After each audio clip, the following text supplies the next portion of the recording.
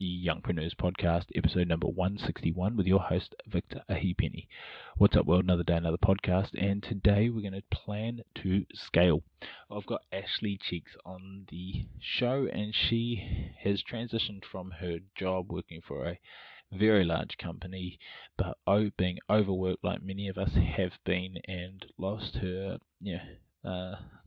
the work-life balance. So she has created and designed her business with her lifestyle in mind, and it's really, really amazing because she's developed such amazing systems and is a very systemized individual compared to, say, maybe someone like me on the other end of the spectrum.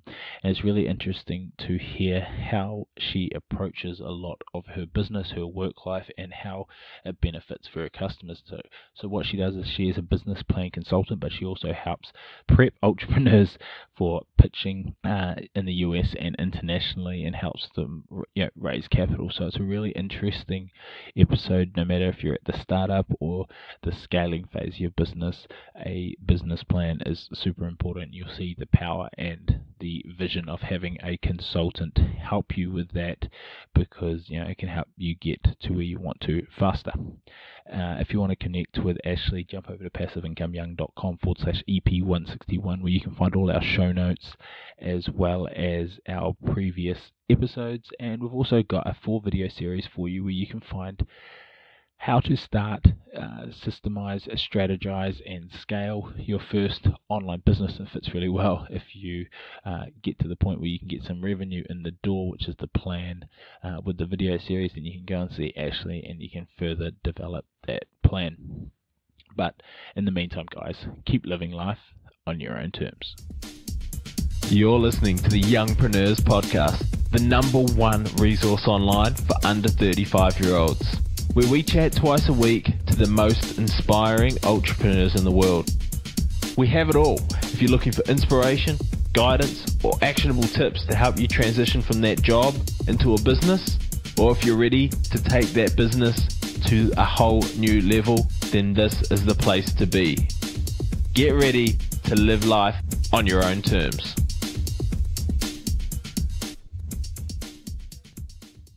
Youngpreneurs, welcome to another episode of the Youngpreneurs Podcast. I'm your host, Victor Ahipeni. Super happy to have you here. As always, you could be anywhere, but you've chosen to be here. And as I say, you're the sum of the 5 people that you spend your time with. And today we've got Ashley Cheeks, and she is from Houston, Texas. And she has a pretty cool story that we're going to delve into.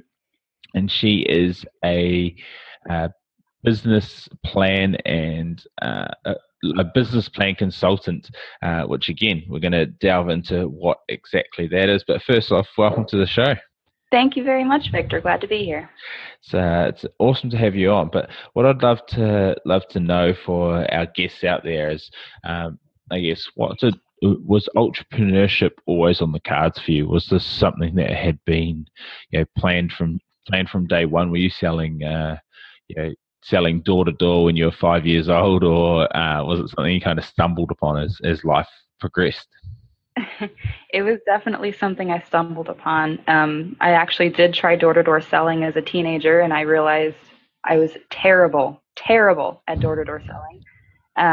But in general, the path that led me here was one of a lot of self-awareness in knowing that I like to write, and the business side of things kind of came along the way naturally. Cool. And from the combination of, I guess, the passion and entrepreneurship, how did it kind of evolve? Like, what were the initial steps that you kind of took? Was there, I imagine there wasn't an epiphany that one day you're like, oh, I should actually be an entrepreneur. It was kind of like it sounds like it was more of a gradual thing, but was it I'm going to do this today, and you jumped out of the 9 to 5 or the workplace, or was it something that kind of happened with more of a plan behind it? Yeah, there was definitely a moment where I kind of realized that 9 to 5 work was not going to be the right option for me. I actually worked as a proposals manager for several companies, and I found that I was constantly in a position where I loved my job, but I was working way more than 40 hours a week, and my work wasn't resulting in more money or more time off or more anything. Yeah. In fact, it was just more stressful on my husband and our kids, and I was always exhausted. And I wanted my hard work to pay off and correlate with reward. So that kind of led to a moment where I said, I've got to make a change. And that's pretty much the direction that I took. And how quickly did that change happen after that? It was actually pretty immediate. So there was a specific deadline I was working on. I was in the office on a Saturday and a Sunday putting it together by myself, this big proposal, and it won. But I lost 2 nights of sleep. I lost an entire weekend with my family. And, again, this happened to me all the time. And I had no more money to show for it, no promotions.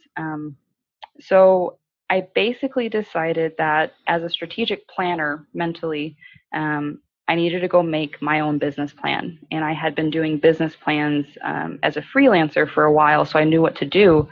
I outlined my launch strategy, and that was the beginning of the end. I think telling people at work that it was my last day kind of caught them off guard because I was actually pursuing acceptance for the GE. I worked for General Electric at the time. I was applying for their executive leadership program, and I was throwing that away to do my own business, which, sounded crazy to a lot of people, but I definitely hit my breaking point and I had enough of the corporate game. So I was out of there and I didn't look back. It's so awesome. It's the I'm sick of this, and then what do they say? The pain change will happen where the pain of standing still is greater than the pain of moving forward, and it's often when those tipping points, those breaking points of it's only after this pitch I'll have a bit more time and things, and then it's just repeats and repeats and repeats, and yeah.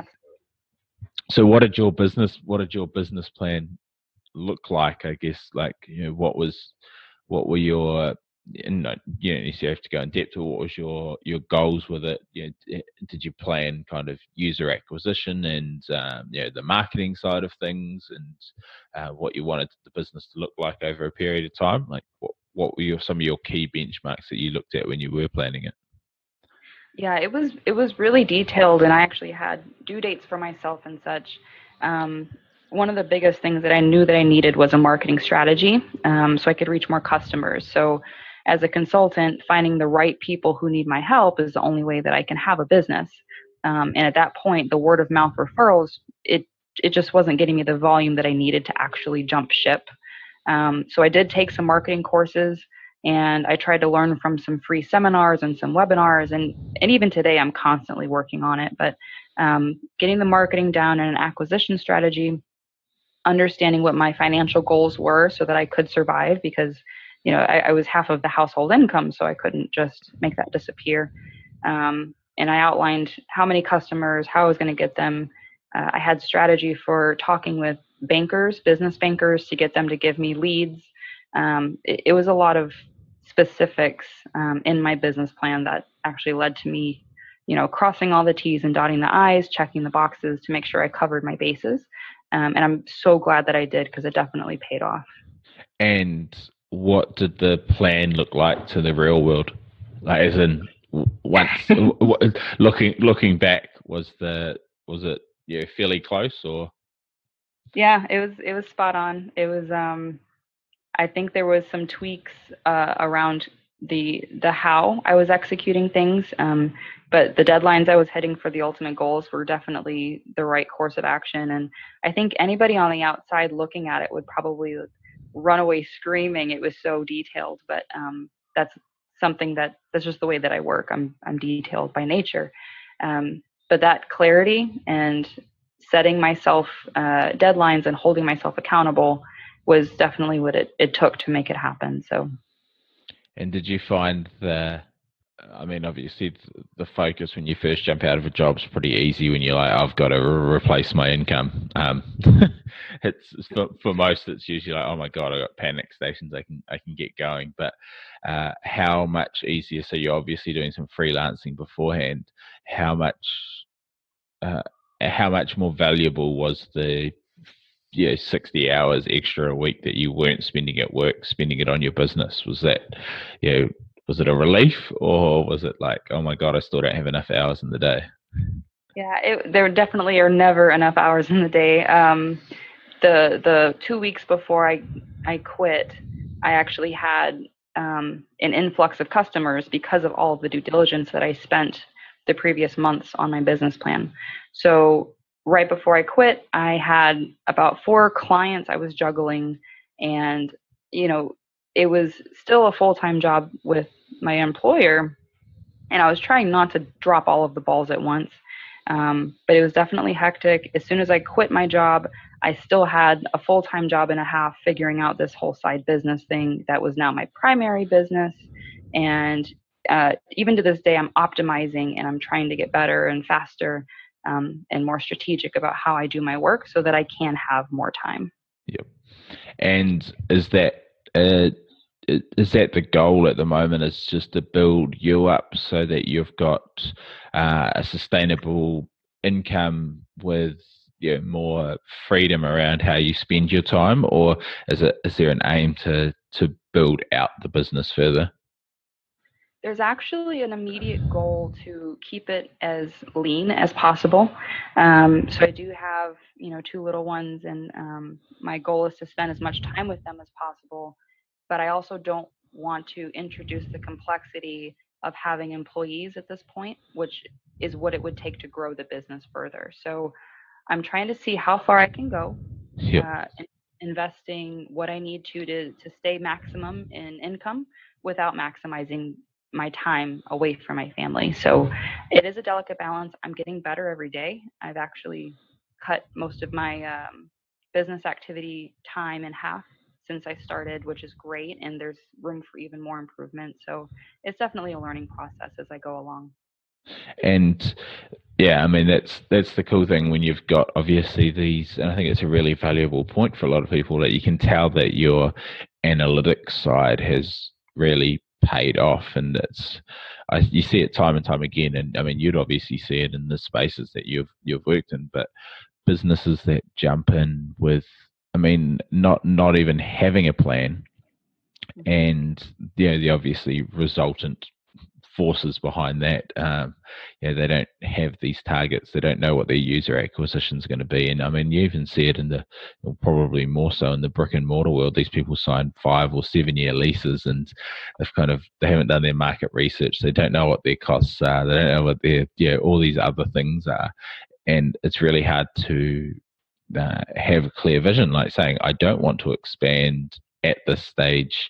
I want to keep it as lean as possible. I want to maximize my time outside of the business, as well as maximize the time that I'm spending, utilize the time that I'm spending in the business. So is that kind of is that what you'd say your biggest strength is in the business, is your analytical side of things? Or what would you say your biggest strength, and what's your biggest weakness, or the strength that the area you want to improve on the most?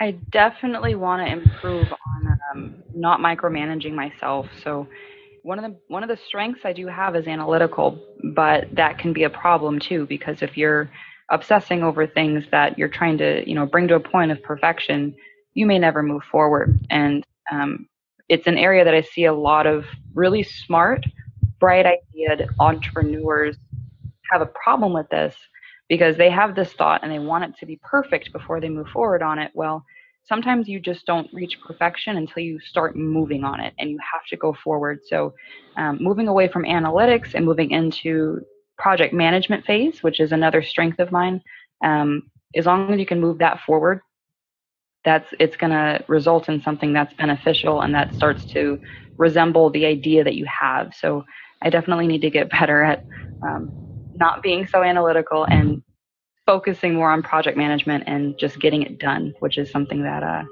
luckily is one of my strengths.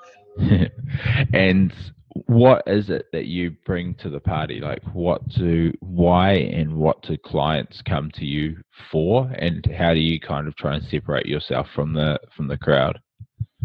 Oh, it's actually extremely easy to do that. So, as a freelancer, one of the things that I quickly learned was the nature of the industry in business plan development is templatizing things to an extreme.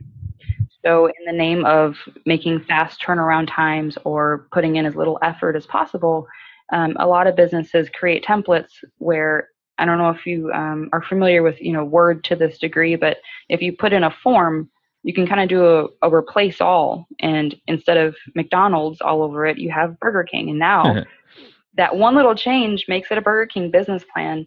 And the reality is that's not what a business plan should be. It's not a real strategic plan. It's generic and it's useless. So Yeah. um, the planning that I bring is it's literally tailored. It's very specific, and it's actually a roadmap for entrepreneurs to launch their idea, to actually bring their business to the market.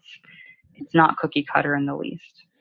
And what's your key your ideal client? What do they look like? And are they the startup business, or are they a large business looking to start a new brand, or where does it sit?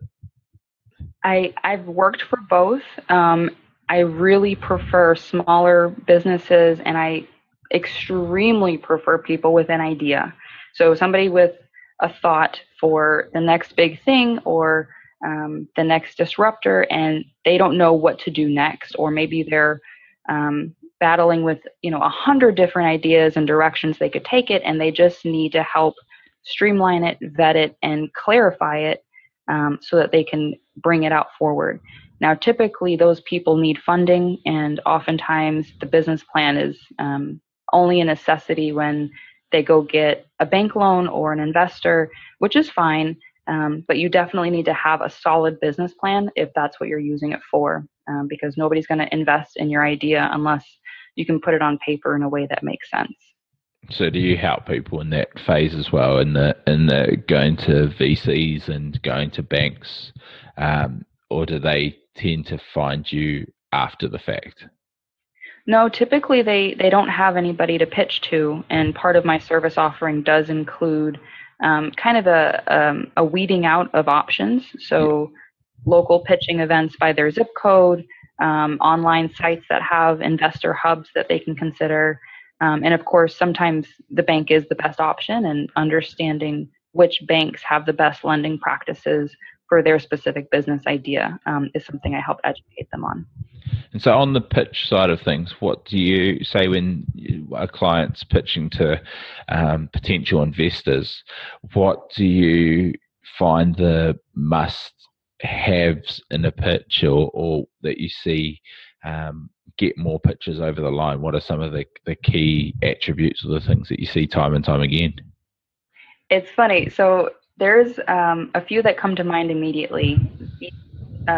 Two gentlemen and a lady. They had really big ideas for this business that was going to take over the industry in a way that's never been done before. And they were projecting billion-dollar revenues by year 2.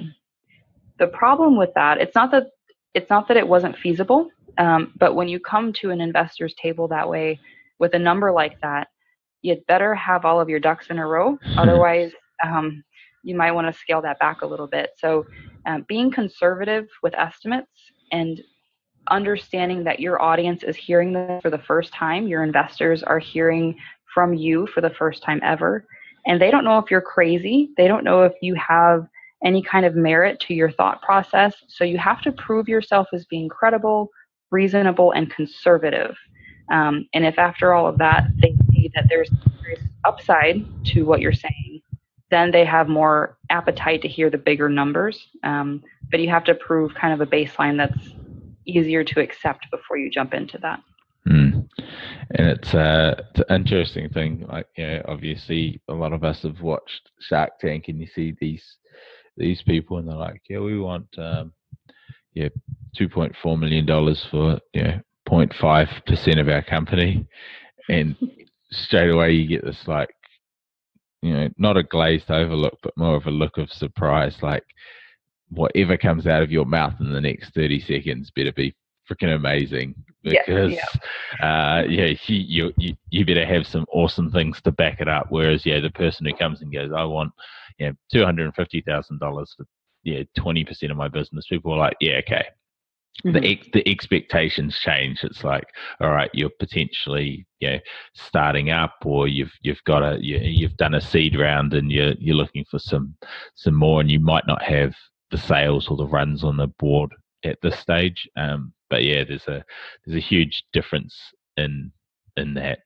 Um, let's just delve into the business a little bit more. What is your or do you look to maximize like lifetime value of the client? So once you've kind of got the business plan and you've potentially got them funding and started, do the clients tend to keep using you ongoing? Do they keep refining this plan, month or quarter or year on year? It's funny. They should. They don't. But what they are doing is it's a really interesting shift actually, where I'm helping startup businesses, and then they're growing and thriving, and they're reaching a point where they're ready for buyout. So this is usually specific to inventors or innovators. So not so much my restaurant or car wash entrepreneurs who aren't really angling for like a multi-million-dollar buyout. Yeah. But these other businesses, they start operating, they're in business for a few years, and then they want to sell for $1 million, $2 million. And these folks are seeking an exit investor, and they're looking for business brokers to help mitigate the deal.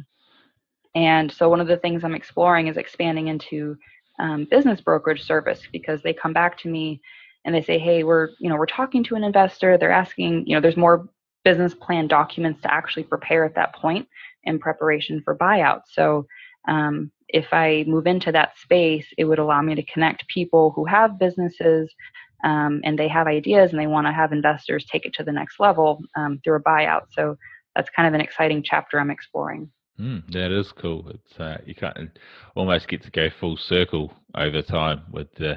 helping them get funding to then helping them get, I guess, funding again, but for them to be able to step out of the business, which is that's I guess there's a little bit of not ego, but you can kind of take a pat on the back, going, yes, we did it. You did all the stuff in between, but I'm glad I could be a help and a part of that whole business itself.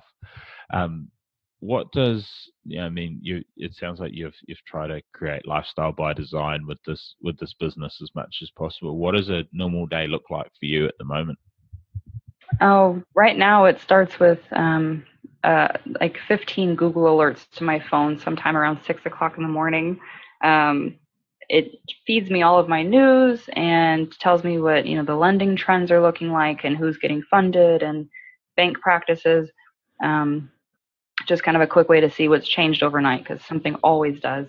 And typically my day is filled with very specific block scheduling of time. So I've got time for actual work. I have to actually do business plans.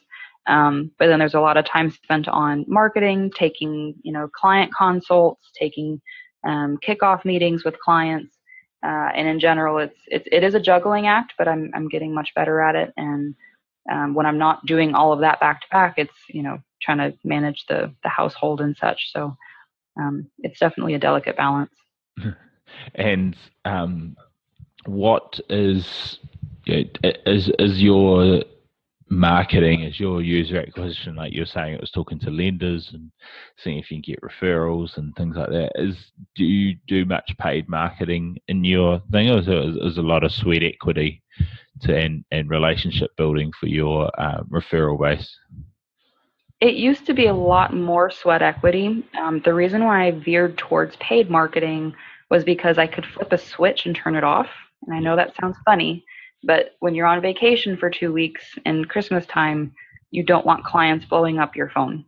And it's much easier to say no to existing clients than it is to say no to a potential prospect who's still vetting you out.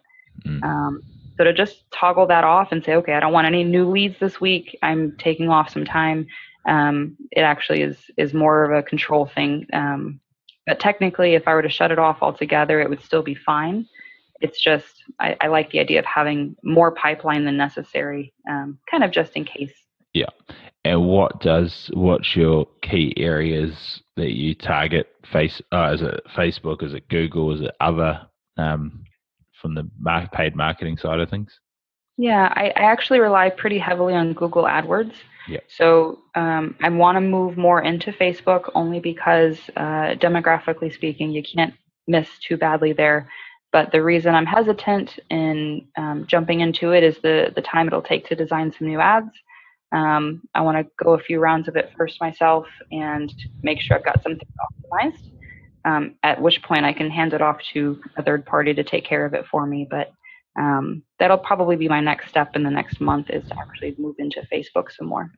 Yeah, it's an interesting one because I mean, like, from your side of things, if people are searching for particular things, it's a lot easier. The Google AdWords pops up and it goes, yeah, cool. This ticks all of our boxes. The kind of the marketing. Yeah, you're putting ads in front of people who are already searching for it, whereas that Facebook is an interesting beast. Like if you get your targeting on point, then it's great. But if you're targeting a startup business owner, I mean, you still got to educate them and warm them up on that side of things, kind of a little differently. But I mean, both are obviously, like you say, it's a tap that you can switch on and off, and allows you to have more control of growth and continued building of the business if you get it on point. Mm-hmm. With just a couple of, I guess, other things on you, who do you study or follow or draw inspiration from, either over the years or now? Like, who are the key people that you're trying to learn yourself from? Well, there's a few people that I try to follow. In general, obviously, anybody from the Shark Tank. You've got your the Prophet, Marcus Lemonis. There's also a really inspirational woman that I've gotten more familiar with. Her name's Courtney Johnston, and she helps entrepreneurs kind of start from scratch, start from just an idea and take it all the way to market. I'm interested in her business model, but I'm definitely past the point of learning from her. So she's definitely somebody that I recommend for people with a bare bones idea and they want to beta test it. But other than that, I have a couple of people that have inspired me, back from college and grant writing classes and such, who really encouraged me. And in general, I try to stay broad in reading and such. Although there is one. What was his name? I think Oren. He wrote the book. Yes. So good. Yes. That's definitely something I recommend to anybody who's looking to reframe their thinking on their own ideas, and bringing those ideas to others. So. Yeah, I've spoken with a couple of other people. I've actually gone through Oren's his training that's on top of the book, which is both of them. I mean, they're just I'll say this from not coming from a corporate background, is they make you, for better sense of the word, grow a pair of balls, like male or female, as in the way that he approaches things and the frame control and all of those sorts of things is really intriguing, because it's good, because to me the whole time I was reading it went counterintuitive of what I think would be the way to do it, and if that's the case, it's usually probably a good path to be going down if it's opposite of what the majority are doing. And it's probably why he does get his results. But it was I found it a really good but confronting kind of book to dive into. And I'm sure you've seen the other side of the. I mean, you've seen a lot of pictures in the corporate world and outside of the corporate world. Do you find that a lot of the successful pitchers out there kind of indirectly or directly follow a lot of those kind of methodologies? They do, and it's always interesting to see, kind of the alpha personality adopting those tactics. So the people with best ideas don't always get the right response, but the people with the right approach will always get their ideas heard. So I do see a lot of people adopting that strategy. Well, not a lot, but the people that are pitching correctly, I see those strategies being implemented. And the reason that I originally was into the book was because it was for my clients. They were having problems pitching and, kind of all over the place. And I said, hey, this is a sales pitch. You are selling your business. You have to make sure you're framing it right. Otherwise, you're kind of shooting yourself in the foot here. And they're leading with, passion, or they're leading with, pushing things. And that's not the way to do it. There's a strategy behind this, and let's talk about how you can do it. So yeah, I think he did a fantastic job. Yeah. And I absolutely agree. Outside of that, so final question just to wrap up, I guess last couple of questions, what's a book or resource outside of obviously Pitch Anything by Aaron Clough, have you had a lot of benefit from, or would you recommend to other young entrepreneurs out there looking to jump on their journey? There was, I think it was the 7 Habits of Successful People. Yep. Interesting. I mean, in general, it's stuff that you see kind of all over the place with, waking up early and, silly little rules that don't seem to amount to much. But when you start getting in that mindset, it really changes the way that you view things and think about things. Yep. So I definitely think that would help anybody that's just kind of starting to gain their footwork with looking at entrepreneurship. Yeah, ironically, I'm about a quarter of the way through that at the moment on audiobook, because so many people had recommended it, and I was like, oh, it's a classic. I should probably tick it off. And then I had a credit lying around on my Audible, so I was like, all right, I'll get that. So over the next week, I can probably be able to talk on that. But last question: 2 years' time, what do you see your business looking like, and what do you see your involvement in it as? In 2 years, I probably do have at least a few people under payroll, and I'm likely in the business brokerage space, which will mean that I'll be getting hopefully 8 to 10% of any deals that I transact, but those will take a good year to build up. So lots of business plan activities still with my team, hopefully, and definitely moving into kind of the bigger and better arenas with larger transaction sizes. That's cool. Awesome. Well, thank you so much for jumping on. And if I just want to welcome you to the Youngpreneurs family. If people are looking to find out more about you or to utilize your services, where can they go and what can they do? They can definitely check out my website at writtensuccess.co. That's .co. And from there, my Twitter handle and Facebook pages are accessible as well. And there's a contact form there to reach out if there's any desire to contact me. Awesome. Well, we'll link all of that at passiveincomeyoung.com, as always, with all the other show notes and everything that we've talked about and all our previous episodes. Thanks so much for your time, and it's been absolutely awesome. I look forward to keeping in touch and following the journey of your business over the next couple of years. Thanks, Victor. It's been a pleasure. Thanks for listening to the Youngpreneurs podcast. This was proudly brought to you by the Podcast Institute, the #1 training resource to take your business from chasing leads to leads chasing you, and from an absolute amateur to a full-blown authority. If you're looking to take your business to the next level, then a podcast is the obvious answer. You can get national and global exposure in a very fast time, and it's just exactly what I've done with this podcast.